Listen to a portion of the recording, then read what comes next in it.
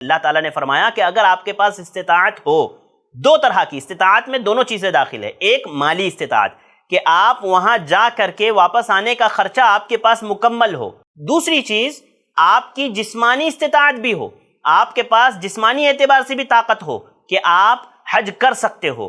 اگر یہ دو چیزیں آپ کے پاس ہے، آپ پر حج فرض ہو گیا۔ آج ہمارے یہاں کتنے ایسے ہمارے بھائی ہیں جس کے پاس دبئی گھومنے کے لیے پیسہ ہے، سنگاپور گھومنے کے لیے پیسہ ہے، ملیشیا جانے کے لیے پیسہ ہے، دنیا کا چپا چپا گھومنے کے لیے اس کے پاس پیسہ ہے، اس کے پاس جسمانی طاقت ہے، لیکن حج کے لیے نہیں ہے۔ کیا سوچتا ہے بڑھاپے میں حج کروں گا، بوڑھا ہو جاؤں گا، جب عمر ہوگی تب جائیں گے حج پر۔ میرے بھائیوں، آپ سوچیں کہ حج فی الفور فرض ہے۔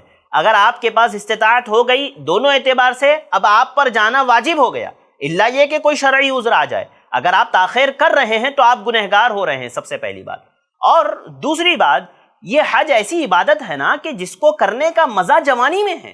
ایک انسان ایسی حالت میں پہنچ جائے کہ وہ ارکان کو حج کے صحیح طریقے سے ادا نہ کر پائے، تو ایسی حالت میں حج کرنے کا کیا مطلب بنتا ہے؟ اور کیوں آدمی اس وقت کا انتظار کرتا ہے کہ جب وہ ایسی حالت میں پہنچ جائے کہ اس کے پاس ارکان کو ادا کرنے کی طاقت نہ ہو؟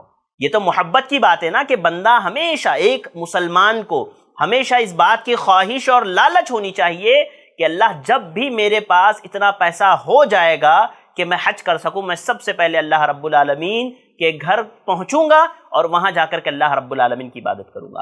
ہر مسلمان کی یہ خواہش اور اس کی تمنا ہونی چاہیے۔ لہذا جن لوگوں کو اللہ تعالیٰ نے مال و دولت دے رکھی ہے، جسمانی طاقت ان کی ہے، ان کے اوپر حج فرض ہو گیا ہے، انہیں چاہیے کہ جتنا جلدی ممکن ہو سکے اس فریضے کی ادائیگی وہ کر لے۔